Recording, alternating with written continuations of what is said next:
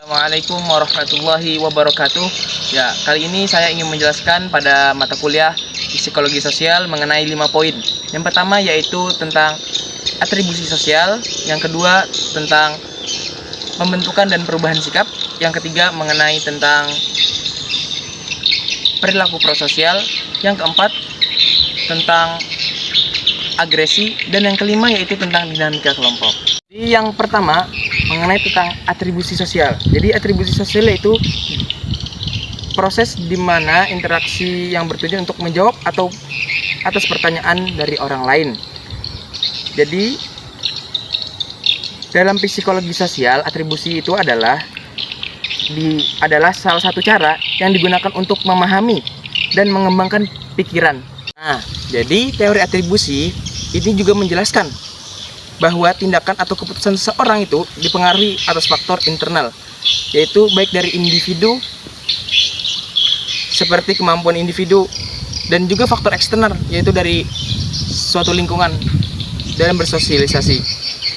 Nah, jadi atribusi ini saya mengambil satu tokoh yaitu dari Kelly yang berfokus pada cara orang memberikan penjelasan terhadap perilaku sebab akibat, di mana ini berkaitan dengan faktor internal, yaitu seperti sifat, perilaku, atau eksternal, seperti keadaan dalam suatu lingkungan.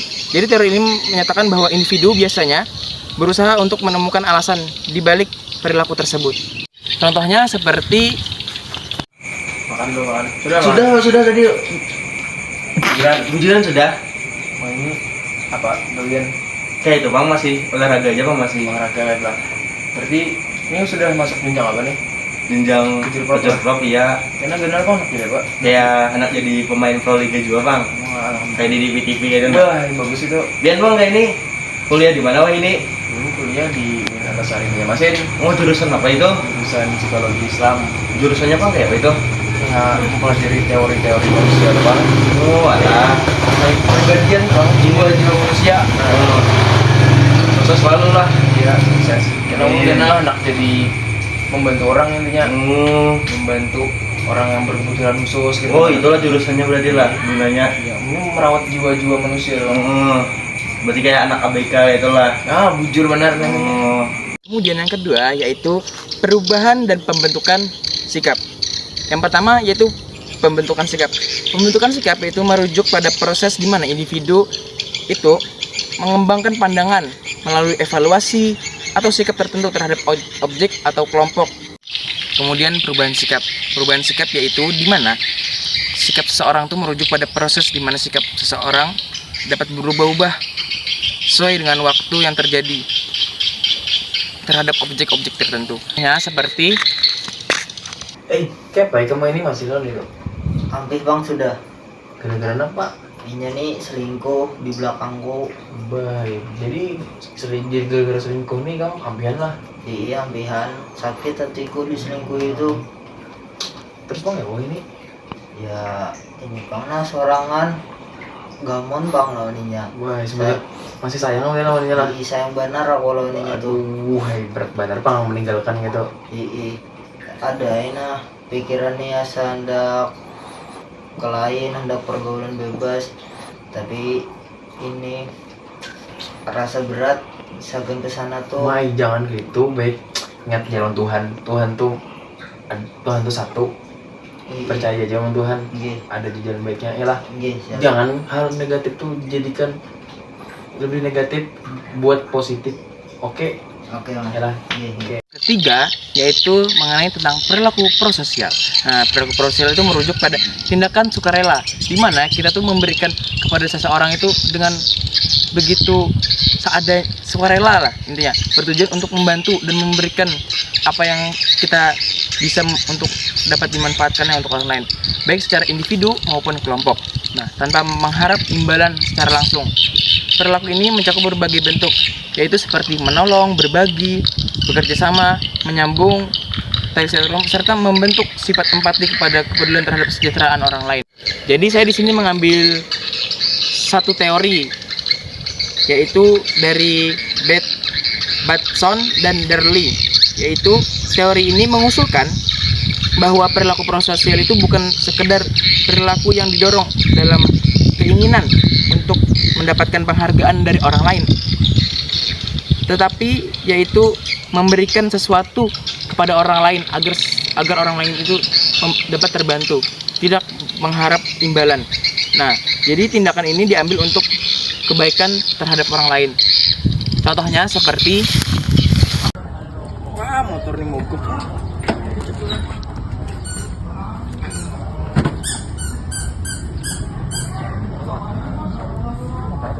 Kenapa, Pak? Wah, kira kau jalan lah, dorong gitu lah. Tunggu lah. Silakan.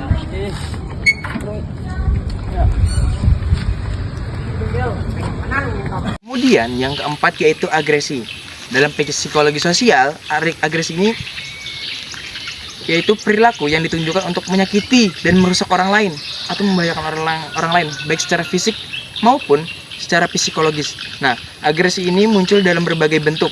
Jadi dapat secara langsung, misalnya yaitu kekerasan fisik kita, terus atau tindakan secara tidak langsung, misalnya penghinaan atau kita suka menuduh orang, itu termasuk dalam agresi dalam ilmu psikologi sosial. Nah, tetapi juga bisa mencakup kata-kata atau tindakan yang dimaksud dalam menyakiti atau menekan orang lain. Yang pertama yaitu faktor yang mempengaruhi, yaitu ada 3, yaitu faktor biologis, psikologis, dan sosial. Faktor biologis yaitu menunjuk pada faktor genetika atau hormon, yaitu dari diri kita sendiri, dari hormon, yaitu seperti hormon serotonin dapat mempengaruhi kecenderungan seseorang untuk berperilaku secara agresif. Jadi gangguan ini pada sistem saraf juga menyebabkan peningkatan perilaku agresif. Jadi ini sangat berbahaya sekali. Jadi kalau bisa kita menghindari dari perilaku ini. Kemudian yang kedua, faktor psikologis. Jadi faktor psikologis seperti keamarahan, emosional, yang negatif, dan lainnya. Ini seringkali muncul pada memicu agresi, seperti gangguan mental, kepribadian sosial, juga bisa meningkatkan kecenderungan yang agresif. Kemudian, yaitu yang ketiga, faktor sosial atau lingkungan. Jadi faktor lingkungan itu sangat berpengaruh, yaitu seperti anak-anak yang tumbuh dalam keluarga dengan kekerasan. Saya di sini mengambil satu teori, yaitu teori insting theory, yaitu tokoh utamanya adalah Sigmund Freud, Koran Lorne. Jadi teori ini berpendapat bahwa agresi ini adalah perilaku yang bersifat alamiah dan terprogram dari dalam diri manusia. Dalam pandangan ini, agresi adalah salah satu insting dasar yang muncul sebagai bagian dari naluri yang bertahan hidup atau sebagai mekanisme untuk mempertahankan diri seseorang. Contohnya seperti nilai kognitif kamu ya, Pak? Aduh, rendah Bang semalam. Nilaiku di bawah C. Gue kan ini SKS itu bisa dibarep. Harap ada matkul. Penjelasan yang terakhir yaitu penjelasan yang 5, yaitu tentang dinamika kelompok. Dinamika kelompok adalah suatu hal yang merujuk pada sekumpulan individu yang saling berinteraksi dari satu dengan yang lainnya, yang untuk mencapai tujuan bersama. Jadi dinamika kelompok ini mengkaji bagaimana anggota kelompok itu saling bergantung dan berinteraksi. Jadi dinamika kelompok ini adalah dimana kelompok-kelompok tersebut tuh berinteraksi untuk mencapai suatu tujuan tertentu. Di dinamika kelompok itu membahas bagaimana individu dalam sebuah kelompok itu berinteraksi, mempengaruhi satu dan orang lain yang saling berinteraksi, dan bagaimana kelompok tersebut berfungsi secara keseluruhan. Nah, saya mengambil satu teori menurut Bells. Jadi dinamika kelompok adalah sejumlah orang yang berinteraksi secara langsung, baik bertemu maupun melalui secara daring atau online, untuk menggapai suatu tujuan tertentu. Mereka saling mengenal dan mempengaruhi satu sama lain, sehingga reaksi setiap orang dipengaruhi oleh orang lain. Jadi keanggotaan kelompok ditentukan oleh kriteria tertentu. Nah, contohnya seperti